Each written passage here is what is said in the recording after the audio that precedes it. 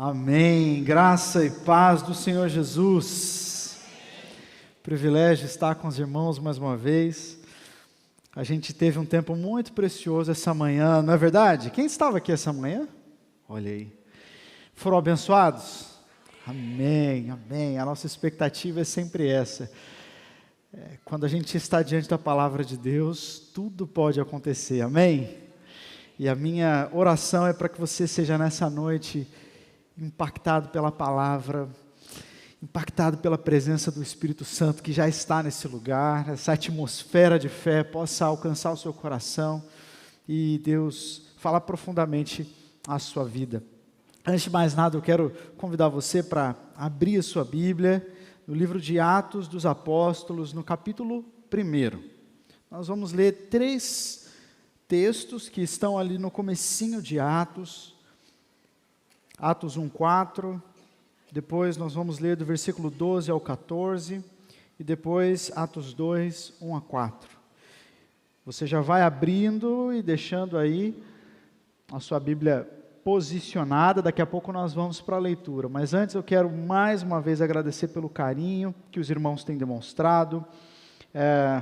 Eu trago um abraço lá da Primeira Igreja Batista em Campo Grande, Mato Grosso do Sul, do pastor Gilson Breder e de todo o pessoal da Escola do Discípulo, da minha esposa também, né, da Carol, das nossas 2 filhinhas, a Clara e a Ana. E eu queria contar um pouquinho para vocês sobre algumas experiências profundas que Deus me deu, e eu creio que tem tudo a ver com a palavra de hoje. Eu compartilhei um pouquinho já com o pastor Eli, a Suene hoje no almoço. Deus me deu o privilégio de ter algumas experiências na vida que me marcaram. E uma delas foi trabalhar como missionário lá no Nepal, lá na Ásia, né? Um país pequenininho onde fica o Monte Everest, né? E ele fica ali pertinho entre a China e a Índia. Um país onde os cristãos somam o assombroso número de 0,7% da população do país. Muitos desafios, muita miséria, muita pobreza, muita necessidade de Deus, e eu pude estar ali, passar todo o ano de 2011 e depois voltar em 2015, e o meu coração, eu confesso que metade dele ficou lá naquela nação, e sempre que eu me lembro dessas histórias, o meu coração se aquece. São 3 histórias. A primeira delas é sobre um cabrito. Exatamente. Em uma das viagens que nós fizemos, nós íamos para vilarejos distantes e pregávamos sobre Jesus ali, na esperança de poder plantar uma igreja. Chegamos naquele lugar, estávamos passando pelas casas das pessoas e orando pelos enfermos, pregando Jesus. Aí uma família veio até nós com um cabritinho no braço. E eles disseram assim: olha, vocês podem orar pelo nosso cabrito? Falei, mas por quê? Sabe o que é? Que ele nasceu e ele tem um problema, ele é paralítico, ele não se move, ele não consegue andar, as patinhas são atrofiadinhas assim, e é muito importante para a nossa família, né? Afinal de contas, uma família que era muito necessitada financeiramente, isso representava, sem dúvida, uma fonte de renda para a família. E aí eu lembro que eu estava com os meus amigos e eu falei assim: olha, essa é nova. Eu não lembro dessa aula no seminário. Eu acho que eu faltei, intercessão por pets. Falei, como é que ora por cabrito? É igual orar assim por gente, né? E aquela família não conhecia Jesus, não conhecia o Evangelho, mas eles viram que nós estávamos falando sobre um Deus poderoso, um Deus que podia curar, que podia fazer milagres. E a gente tomou aquele cabrito nos braços. Nós estávamos num vilarejo bem remoto, na região próxima já à Cordilheira do Himalaia, uma região de montanhas, e eu me lembro como se fosse agora. Eu olhei para frente, assim, eu vi o topo das montanhas e a cordilheira lá atrás, né, aqueles picos nevados, e eu tomei aquele cabrito nos braços. Eu falei assim: Senhor, não é sobre esse cabrito. Porque nós poderíamos dar uma oferta aqui, que daria para a família comprar 3, 4 cabritos saudáveis. Mas o Senhor é rei sobre esse lugar. O Senhor é o Deus dessa terra, e essas pessoas não sabem. Então use esse animal, Senhor, para exaltar o teu nome aqui. Para mostrar que o Senhor é o Deus verdadeiro. Essa família já apresentou esse animal para todos os deuses que eles conhecem, e nenhum pôde curá-lo. Então, Senhor, exalta o teu nome através desse animal. Em nome de Jesus. Amém. Aí, ainda com os olhos fechados, eu entreguei o cabrito. Acho que eu não estava crendo muito, não. Eu orei com muita fé, mas eu falei assim, tá pronto, tá aqui. Ó. E nós fomos para uma outra região do vilarejo, orar por outras pessoas, e passamos o dia para lá. Quando nós voltamos, no final da tarde, as crianças vieram correndo na nossa direção, e junto com elas, quem? O cabrito. Foi curado, para a glória do Senhor Jesus. E toda aquela família se converteu a Cristo. Toda aquela família se converteu. Todo aquele vilarejo veio a conhecer o Senhor Jesus através daquele animal.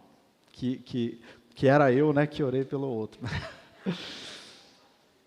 A segunda história aconteceu logo em seguida no mesmo vilarejo.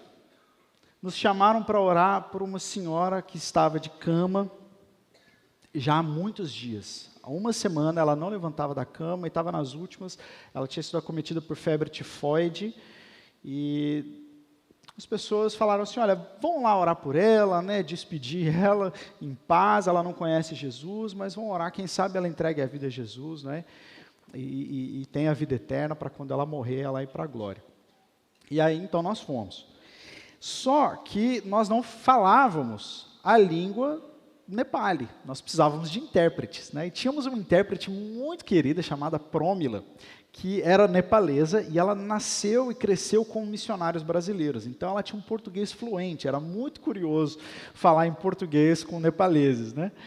E ela sempre ajudava a gente. Nós entramos na casa daquela senhora, ela estava deitada, e nós falamos, bom, então vamos orar, vamos falar com ela, né? Será que ela está entendendo? Ela fez sinal de positivo, e logo que nós íamos começar a falar de Jesus para ela e orar, alguém entrou na casa e levou a nossa intérprete embora, porque ela era necessária em algum outro ponto, ela era enfermeira também, então a gente levava medicamentos, e alguém falou, vem cá, Promila e tal, e de repente a gente se viu diante daquela senhora, e sem intérprete, eu falei, e agora, cara? Bom, vamos orar por ela, né? A gente veio aqui para orar, vamos orar. Oi, senhora Didi, Jaimaci. Olha, a gente vai orar por você, tá bom? Falando tudo em português, né? A gente vai orar por você, para Deus abençoar seu coração. Então tá bom, vamos orar. E começamos então a orar. O meu amigo Rafa, ele era um carioca muito, muito interessante, muito abençoado. Ele começou a orar, falou, Deus, abençoa essa senhora, está aqui acamada. Eu falei, gente, se ela já não entende em português, imagina em carioquês, né? E aí ele começou a orar por ela. Orou, Senhor, nosso desejo é que o Senhor cure essa senhora, o Senhor pode restabelecê-la, o Senhor é o Deus da vida dela, ainda que ela não saiba. Então, Deus, em nome de Jesus, cura, salva a alma dela, Pai, que ela possa experimentar o milagre do Senhor, em nome de Jesus, amém. Amém. E ela falou, amém, em Nepali. Aí nós ficamos assim, né? Nisso, a nossa intérprete retornou e achou curioso que a mulher houvesse concordado com a oração. E ela falou, aliás, a senhora falou assim, eles podem fazer uma outra oração pelo meu filho? Aí ela falou assim, como que vocês sabem que eles fizeram uma oração? O que é uma oração? Não, eles falaram, eles acabaram de orar por mim, eles falaram que Deus pode me salvar, que Ele pode me curar, que eu devo entregar a minha vida a Ele, que Ele pode fazer um milagre. Pede para Ele fazer uma oração dessa pelo meu filho. E nós percebemos que ali nós experimentamos o milagre que a Bíblia conta lá em Atos capítulo 2. O Espírito Santo deu interpretação para aquela mulher, e ela entendeu tudo que nós estávamos falando na sua própria língua. E aí, a intérprete começou a chorar.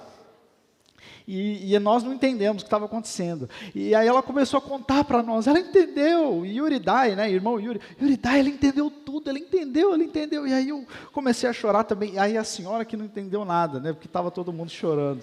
Para ela, nós falávamos nepalês. E aquela mulher, ela entregou a vida a Jesus.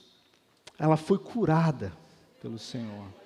O filho dela também entregou a vida para Jesus. E eles participam até hoje da igreja lá. A terceira história foi num vilarejo, alguns dias de distância desse primeiro, já no sul do Nepal. E logo que nós chegamos, foi um dos primeiros vilarejos que nós visitamos. E foi o primeiro lugar onde eu preguei no Nepal. Nós colocávamos assim um telão, passávamos o filme Jesus, e reuníamos todas as pessoas, convidávamos, elas assistiam e depois a gente ministrava uma palavra e então ficávamos ali alguns dias. E aí, enquanto nós estávamos passando, né, o filme, o pastor de uma igreja próxima daquele vilarejo chegou e falou assim, olha, o irmão que vai orar, o irmão que vai pregar, falei, sim. Ele disse, olha, então vamos orar aqui, esse aqui é um lugar muito difícil, né? Das vezes que a gente tentou vir aqui, a gente foi apedrejado, então vamos orar para hoje ser tranquilo, né? Eu falei, poxa vida, que legal. Foi minha primeira pregação e vou morrer já, né? Tipo Estevão, prega uma vez já era. E eu falei, não, amém, estou aqui para isso, né? E aí preguei, ouvi alguns insultos, algumas pessoas foram embora e nós voltamos para o lugar onde nós estávamos hospedados. No dia seguinte, veio um jovem e ele pediu para falar conosco. Ele falou assim, olha, eu sou um ótimo hindu, eu sou muito religioso, mas aconteceu algo e eu quero que vocês me expliquem. Ontem, quando eu estava assistindo aquele filme, aí eu fiquei esperando, ele ia falar assim, puxa, algo tocou meu coração. Ele falou assim, eu não entendi nada. Eu falei, ok. Aí ele disse, e aí depois você falou algumas palavras, né? Aí eu falei, agora ele vai dizer, não, agora... Aí eu entendi o filme, né? Aí ele falou, aí eu entendi menos ainda. Eu não entendi nada do que vocês fizeram ontem. Mas desde quando eu vi o filme, eu ouvi a palavra, eu tenho um sentimento de que eu estou errado e que eu preciso ser perdoado. Mas isso é confuso para mim, porque eu sou um bom hindu, eu faço as minhas oferendas, as minhas ofertas, mas o que eu estou sentindo é como se eu tivesse tão errado, que eu precisasse que alguém dissesse, alguém me perdoasse, eu preciso de um perdão maior do que eu posso conseguir, eu estou com esse sentimento de que eu estou errado e eu preciso de perdão. O que é isso? E aí nós falamos, isso é o que o Espírito Santo nos faz saber. Quem está falando, quem está colocando esse sentimento no seu coração, é ninguém menos do que o próprio Deus. Ele está dizendo que Ele te ama. E aquele jovem, então, constrangido pelo Espírito Santo, entregou a vida dele a Jesus naquele dia. Nós viajamos, passamos o ano de 2011 todo lá. Na nossa volta do nosso roteiro, a gente fez igual Paulo na primeira viagem missionária. A gente passou em várias cidades e na volta a gente voltou pelas mesmas cidades que a gente passou. Então, a primeira cidade da ida virou a última cidade da volta. E quando nós chegamos naquela cidade, aquele jovem já estava sendo discipulado pelo pastor, já estava pregando o evangelho, já estava plantando igrejas e coordenando um grupo caseiro. Eu falei, Deus é maravilhoso. Deus é maravilhoso. Todas essas coisas, irmãos, todas essas coisas, percebam, as 3 histórias falam sobre situações que nós não poderíamos resolver, em que nós não tínhamos as respostas, nem o recurso, nem humanamente teríamos condição de fazer nada. Quem fez foi o Espírito Santo de Deus. E lá no Nepal, nós percebemos isso, que o Espírito Santo se move em sinais e maravilhas e milagres para que as pessoas conheçam a Deus e sejam salvas por Ele. Mas isso não é diferente sobre nós aqui no Brasil, nós aqui da PIB-JC, nós em Campo Grande, nós precisamos da atuação poderosa do Espírito Santo sempre. Porque o nosso engano é pensar que essas 3 ocasiões representam situações mais difíceis do que outras. Sendo que sem Jesus nós não podemos fazer nada. Sem Jesus, sem a presença do Espírito Santo, nada dá certo. Nada frutifica bem. Nós precisamos do Espírito Santo mais do que nunca. E é sobre isso que nós vamos falar sobre um ambiente onde o Espírito Santo se manifesta. Nós sabemos que o Espírito Santo já habita dentro de nós, amém? Nós que recebemos a Jesus, fomos batizados no Espírito Santo no momento em que cremos, recebemos o Espírito Santo, então ele habita dentro de nós. Mas a Bíblia também nos faz saber que existem comportamentos, estilo de vida, existem posicionamentos que nós tomamos que podem apagar o Espírito, extinguir o Espírito, e outras coisas que nós podemos fazer para nos enchermos do Espírito. Paulo fala sobre isso. Enchei-vos do Espírito, ou não apagueis o Espírito. Então, é fato que o Espírito Santo, ele habita em nós, mas existe também ocasiões onde ele se manifesta de uma maneira poderosa e real e diferente. E nós precisamos habitar, que a nossa vida seja esse lugar de manifestação do Espírito Santo constante, para que nós possamos viver a vida que Deus planejou que nós vivêssemos, para a gente executar o ministério que Ele colocou na nossa mão. E é sobre isso que nós vamos falar. Nós precisamos do Espírito Santo, só Ele é poderoso o suficiente para alcançar o coração humano. Só Ele é poderoso o suficiente para levar a igreja adiante, para que ela cumpra a sua missão. O texto que nós vamos ler, então, Atos capítulo 1, vai mostrar para nós essa promessa de Jesus. E depois nós vamos ver as características. Quais são as características do ambiente onde o Espírito Santo se manifesta e age com liberdade? Em Atos capítulo 1, versículo 4, Jesus disse, o texto diz, em certa ocasião, enquanto comia com eles, deu-lhes esta ordem, não saiam de Jerusalém, mas esperem pela promessa do meu Pai, da qual eu falei a vocês. Não saiam de Jerusalém, mas esperem pela promessa do meu Pai, da qual eu falei a vocês. Versículos 12 a 14, diz assim, então eles voltaram para Jerusalém, vindo do monte chamado das Oliveiras, que fica perto da cidade, cerca de 1 quilômetro. Quando chegaram, subiram ao aposento onde estavam hospedados, e achavam-se presentes Pedro, João, Tiago e André, Filipe, Tomé, Bartolomeu e Mateus, Tiago, filho de Alfeu, Simão Zelote e Judas, filho de Tiago. Todos eles se reuniam sempre em oração, com as mulheres, inclusive Maria, mãe de Jesus, e com os seus irmãos. E agora, lá em Atos 2, versículo 1 a 2, nós lemos assim, chegando o dia de Pentecostes, estavam todos reunidos num só lugar, de repente veio do céu um som, como de um vento muito forte, e encheu toda a casa na qual estavam assentados. Todos ficaram cheios do Espírito Santo e começaram a falar em outras línguas, conforme o Espírito Santo os capacitava. Quais são as características, então, deste ambiente onde o Espírito Santo se manifesta? Quais são as características que nós devemos perseguir na nossa própria vida, para que a nossa família, o nosso lar, os nossos relacionamentos sejam saturados pelo Espírito Santo? A primeira característica deste ambiente é a obediência. O Espírito Santo se manifesta no ambiente da obediência. Você pode dizer obediência? Essa é a primeira característica. E como é que nós percebemos isso? Jesus disse para os discípulos algo muito específico. Jesus já tinha dito para eles qual seria a sua missão. Lucas termina com a grande comissão. Nós vemos lá em Mateus capítulo 28, as últimas palavras de Jesus foi a grande comissão.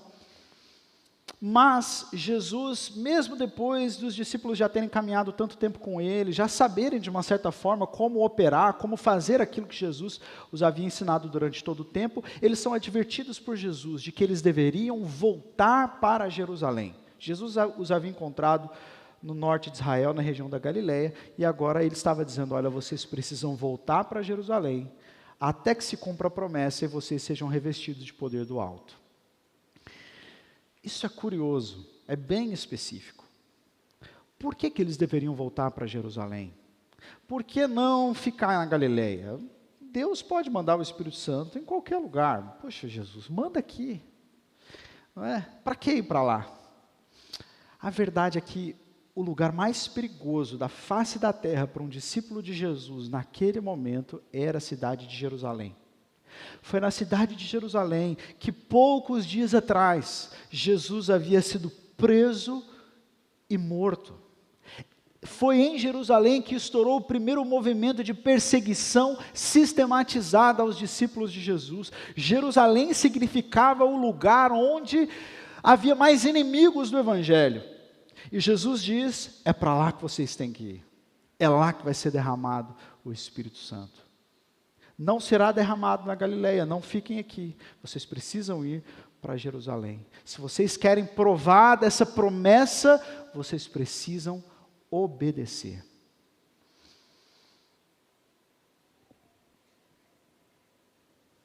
Imagina que você recebe uma palavra profética. E essa palavra é assim: olha, você vai receber uma porção do Espírito Santo. Uma visitação poderosa de Deus, que você jamais recebeu na sua vida. Você fala: glória a Deus, é isso. E você vai ser visitado, e depois dessa visitação, a sua vida jamais será a mesma. Deus vai te usar nas nações, e vai ser maravilhoso. Você deseja isso? Aí você fala: yes!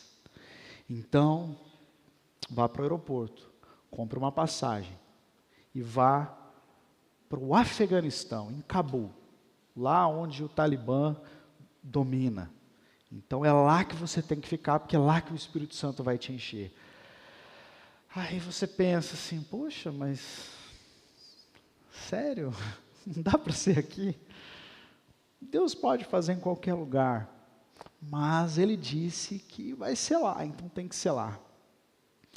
Quantas vezes a gente quer provar de tudo que Deus tem, de momentos poderosos com Ele, de uma nova etapa na nossa vida, um novo momento. No entanto, a nossa vida carece tanto dessa característica, da obediência. Existem coisas que Deus já pediu de você, que Deus já falou a você, que você sabe que você tem que mudar, que você sabe que você tem que abrir mão, e você continua se segurando, continua sem liberar perdão, sem pedir perdão, continua com os seus pecados de estimação sem confessá-los, continua com práticas, com pensamentos que estão em desacordo com a palavra de Deus, e ainda assim você vem e fala: Deus, eis-me aqui, derrama o teu Espírito. E Jesus está dizendo: é hora de voltar para Jerusalém. Você precisa me obedecer primeiro. O Espírito Santo não é derramado sobre o lugar da desobediência.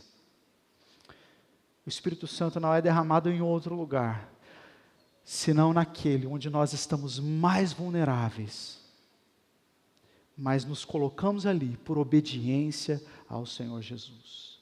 Não é fácil perdoar, não é fácil liberar perdão, não é fácil confessar pecados. Muitas vezes nós lidamos com pecados que estão arraigados na nossa história, e a gente já tentou mudar e não conseguimos, e muitas vezes as pessoas falam assim: isso aí é uma característica minha, isso aí eu vou levar para o resto da vida, acho que Deus me aceita assim mesmo, Deus me ama assim mesmo. Sem dúvida, meu irmão, Deus ama muito você, mas hoje Ele está te chamando para colocar sua vida em ordem. Ele está te chamando para colocar os pingos nos is, porque se você leva o Espírito Santo a sério, se você leva Deus a sério, o mover de Deus, você precisa alinhar a sua vida e o seu coração, para estar nesse ambiente de obediência. A nossa Jerusalém é aquele lugar onde eu e você dizemos: sim, Senhor, foi ali onde eu sofri minhas maiores perdas, Foi ali que eu enfrentei minhas maiores lutas. Mas se é o Senhor que está falando, eu vou obedecer. Eu vou confessar. Eu vou recomeçar a minha caminhada de santidade com o Senhor. Eu vou liberar perdão. Eu vou restaurar meus relacionamentos. Eu vou voltar para a tua casa. Eu vou voltar para a tua presença. Eu vou voltar para a oração. Eu quero recomeçar. Ainda que seja difícil, ainda que eu já tenha tentado outras vezes, ainda que me custe muito, que seja dolorido, eu não abro mão de estar no ambiente da obediência. Amém? A segunda característica deste ambiente onde o Espírito Santo se manifesta é um ambiente da expectativa. Jesus disse que eles esperassem em Jerusalém por uma promessa específica. E quando nós olhamos para a vida deles lá em Atos capítulo 2, onde eles estão? Em Jerusalém. Todos foram em comboio. Isso fala para mim que também a gente precisa de ajuda para obedecer, né? Talvez se fosse um só ia ficar com medo. Não, vamos todo mundo, vamos, vai dar certo, vamos lá. E foi todo mundo, foram as mulheres, foi a mãe de Jesus, todo mundo foi para Jerusalém. E eles estavam lá, orando incessantemente, dizendo: se o Senhor prometeu, o Senhor vai cumprir. Este é um ambiente de expectativa. Diga, expectativa. Então não é só o lugar da obediência, mas é aquele lugar onde nós dizemos: se Deus prometeu, Ele é fiel para cumprir, e eu vou velar sobre essa promessa, até que ela se cumpra. A promessa do derramamento do Espírito Santo, ela se deu de uma maneira muito única nesse lugar, de uma maneira que ela pode ser experimentada por nós de outras formas. Aqui em Atos 2 aconteceu algo único na história da igreja, mas essa promessa é também para nós.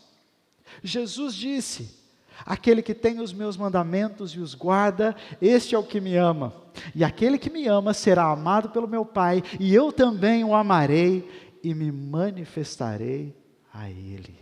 Uau! Eu não consigo lembrar desse texto sem me arrepiar, gente.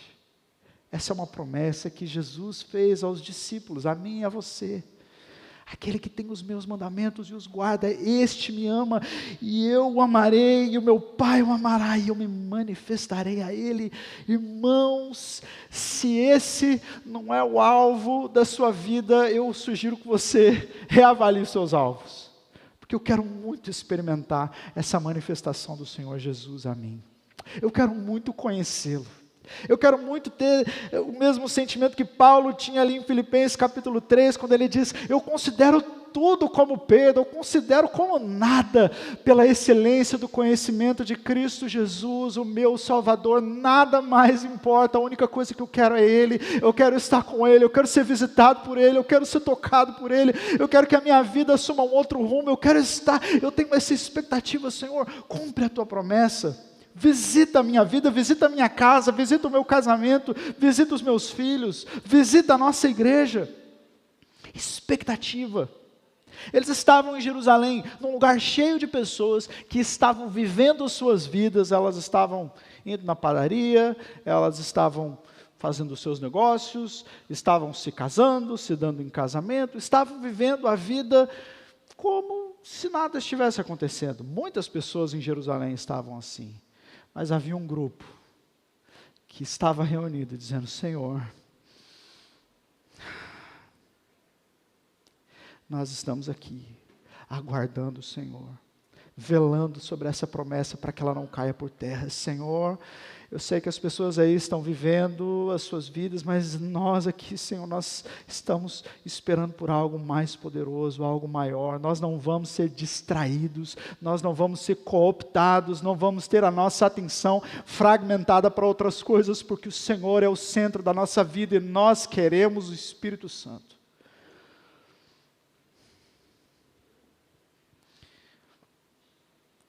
Tem um escritor dinamarquês chamado Søren Kierkegaard, e ele escreveu um livro cujo título é A Pureza do Coração é Desejar Uma Só Coisa. Quando nós falamos de pureza de coração, a gente fala sobre algumas coisas que são impuras e outras impuras, que o nosso coração tem que ser puro e o pecado é impuro, mas olha só que coisa interessante, ele diz que a pureza do coração é desejar uma só coisa.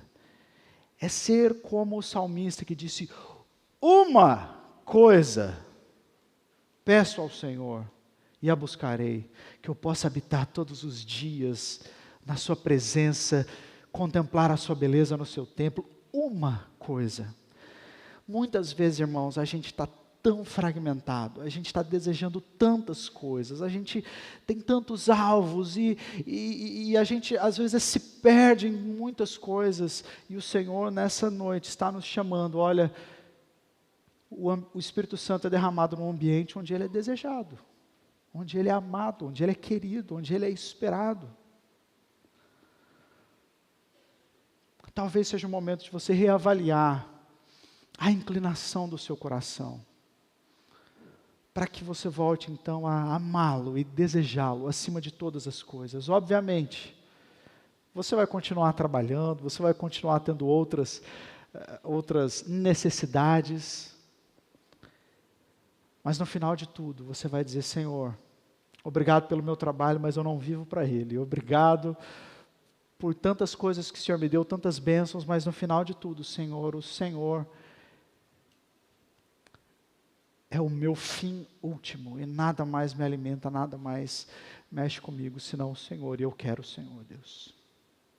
E um dia muito cansativo não vai me tirar da sua presença, porque eu tenho uma expectativa.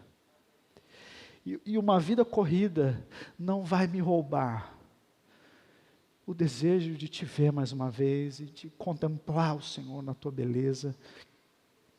E o mundo corrido com os seus milhares de anúncios e milhares de canais do YouTube e muitas notificações no meu telefone, muitas mensagens, muitos e-mails para ler. Senhor, nada disso vai roubar no meu coração a expectativa de que o Senhor mais uma vez me visite com o teu Santo Espírito. É o ambiente da expectativa. Em último lugar, terceira característica desse ambiente: ele é um ambiente de unidade. Diga unidade. Então nós temos obediência, expectativa e unidade. Como é que nós vemos ali essa unidade representada? O lugar da manifestação não é o lugar de uma pessoa apenas isolada da comunidade, mas é o lugar onde uma pessoa se junta a mais outra, e depois a outra, e a mais uma, e juntas elas começam a buscar o Senhor. E o Senhor se torna mais importante do que a diferença que existe entre elas.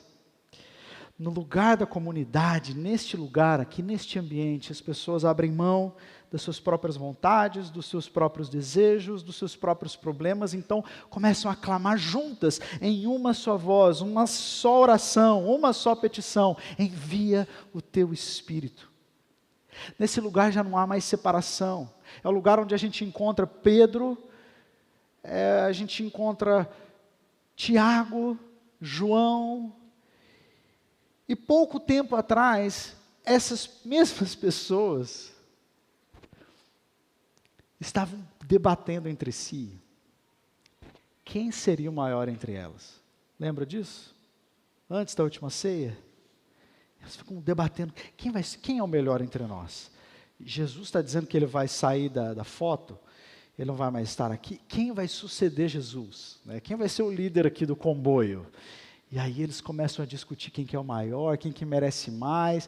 E aí Tiago e João, como são muito provavelmente primos de Jesus de primeiro grau, falam assim: ô mãe, fala lá com Jesus. E aí a mãe dele, olha só que carão, né?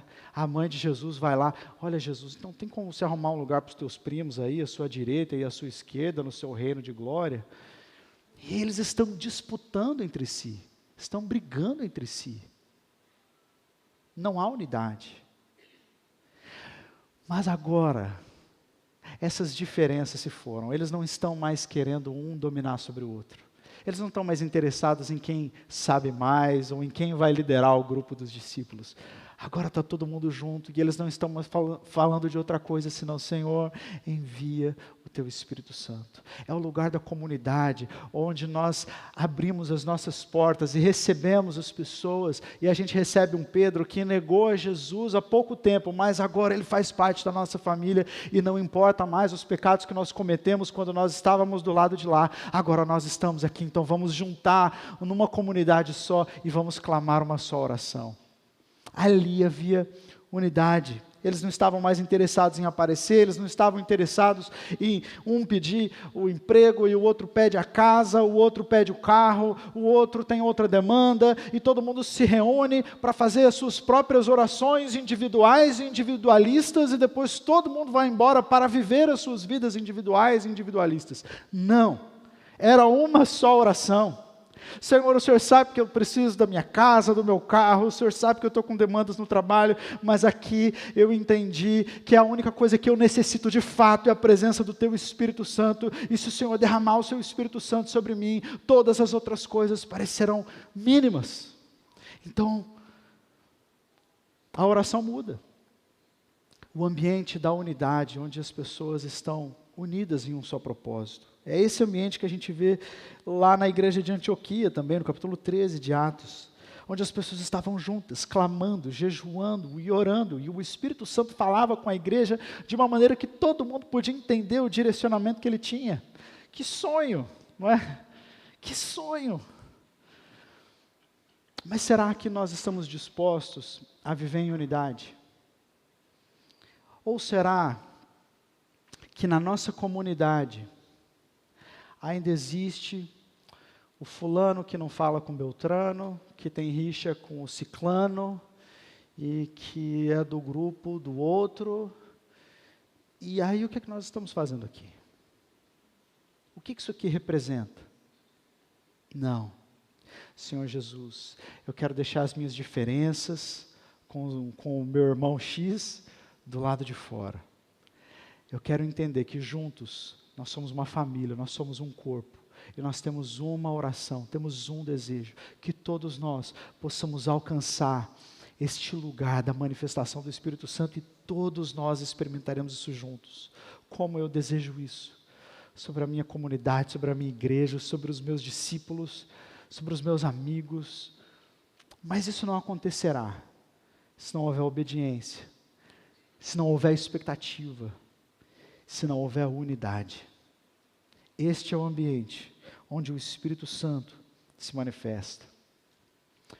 Nós só estamos aqui porque houve obediência, não só da parte dos discípulos, mas Jesus. Jesus é o modelo para nós dessa obediência que coloca tudo diante de Deus, por mais difícil que pareça. A oração de Jesus lá no Monte das Oliveiras, ou lá no Getsemane, é esse exemplo para nós, de alguém que está sendo convocado por Deus para um lugar muito difícil, um lugar de morte, um lugar de renúncia. E Jesus diz: Pai, se for possível, passa de mim esse cálice. Todavia, faça a tua vontade. Talvez o que o Espírito Santo está chamando de nós, ou nos chamando é ter essa experiência de Jesus, dizer: Senhor, ainda que seja difícil, eu quero recomeçar. Ainda que eu tenha que voltar no lugar onde eu caí, eu vou fazer isso. E eu estou disposto a novamente colocar a Tua presença como o maior alvo da minha vida. Eu estou disposto a me lembrar do meu primeiro amor, de me lembrar de onde eu caí, de voltar para as primeiras obras, praticar o que eu praticava no início.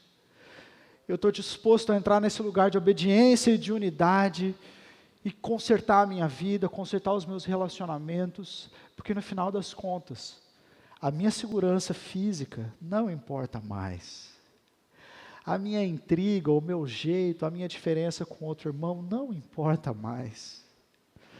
O dinheiro, o trabalho, todas as coisas que o mundo coloca como a satisfação plena, nada disso importa mais.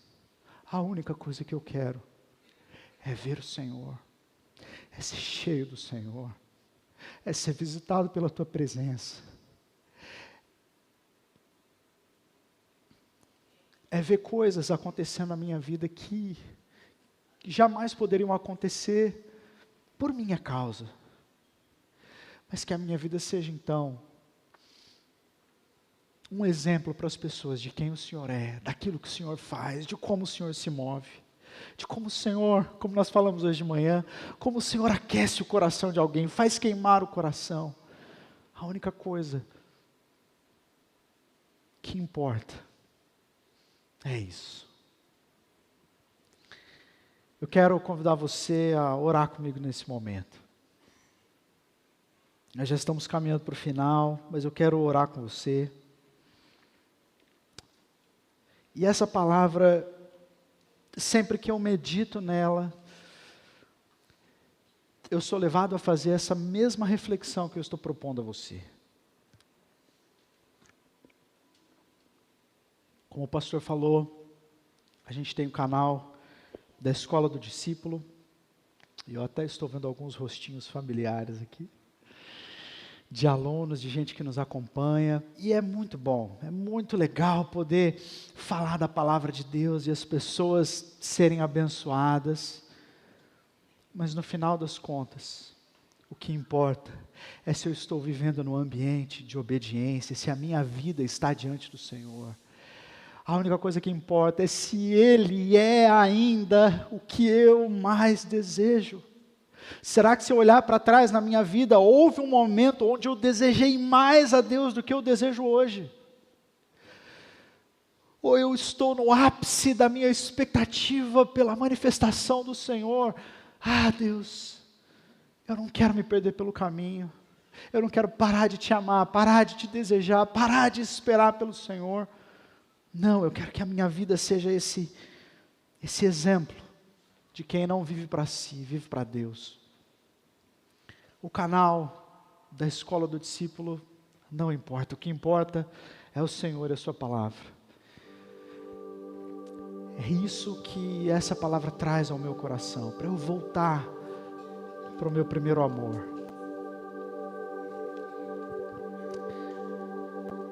Quero convidar você a fechar os seus olhos e nós vamos orar. Deus,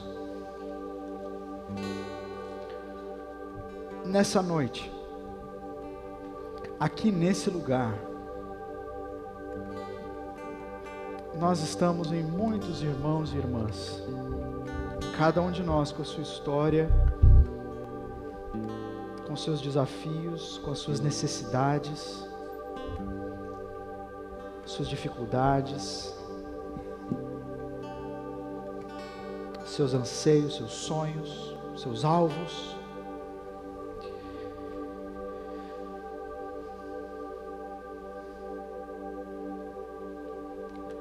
Mas diante da Tua palavra, nós curvamos a nossa cabeça,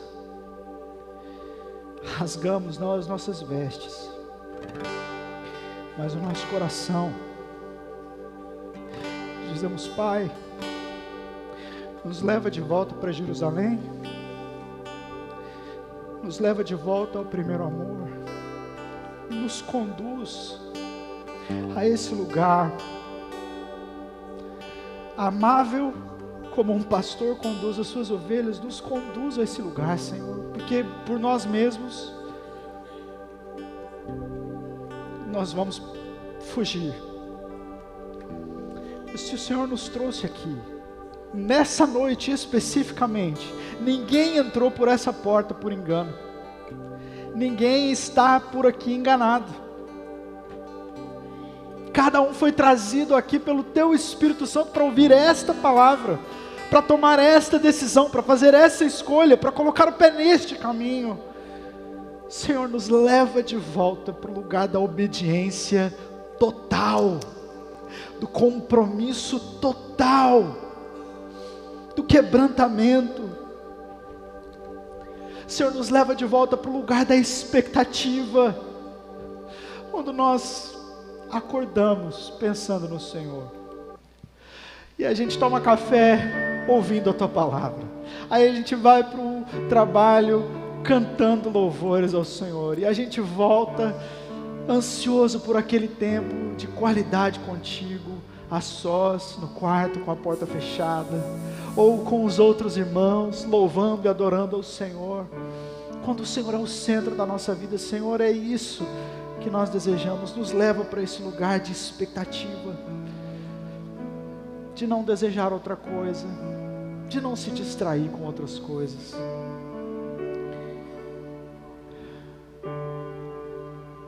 Nos leva para esse lugar, ó Pai, onde nós nos amamos e nós buscamos a Deus juntos, para que o avivamento não seja prerrogativa de um, para que o enchimento do Espírito não seja de um grupo, mas que seja para toda a Tua igreja, todos os Teus filhos, debaixo de um mesmo manto, debaixo de uma mesma atmosfera, vivendo os mesmos milagres, vivendo em comunidade, vivendo em amor, em perdão, vivendo com muitos abraços, com muitos afetos, Senhor. Porque é isso que o Espírito Santo faz, é isso que Ele produz, essa é a atmosfera do Espírito Santo para a igreja. Pai, só o Senhor pode fazer essas coisas.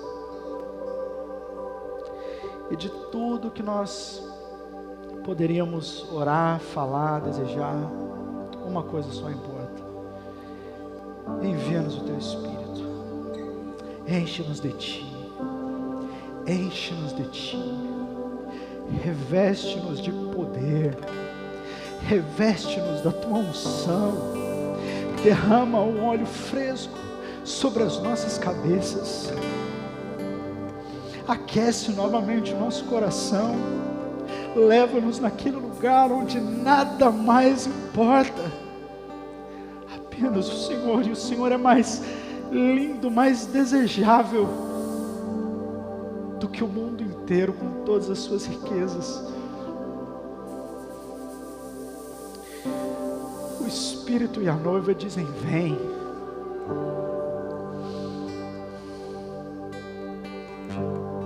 Nós aguardamos pelo Senhor, aguardamos hoje, nesse momento.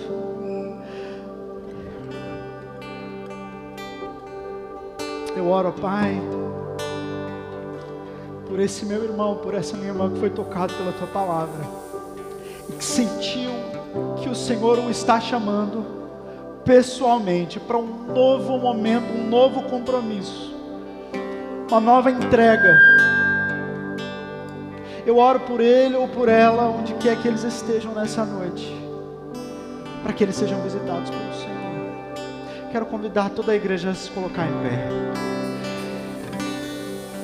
E se você é esta pessoa por quem eu orei agora, que deseja, assim como eu, colocar o pé nesse caminho de um novo compromisso, de uma nova entrega, de fazer da sua vida esse ambiente onde o Espírito Santo encontra obediência, expectativa e unidade, eu quero convidar você a vir aqui à frente. Nós vamos orar juntos. Sai do seu lugar, vem até aqui.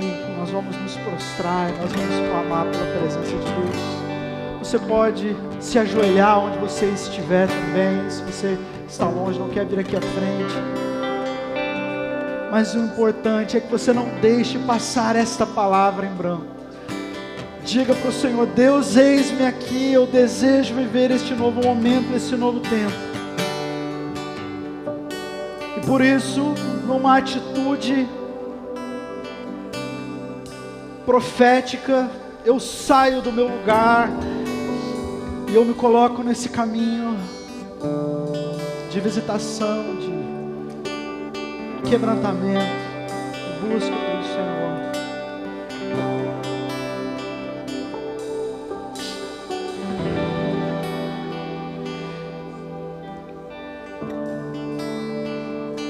Deus, essa noite pode ser uma noite transformadora.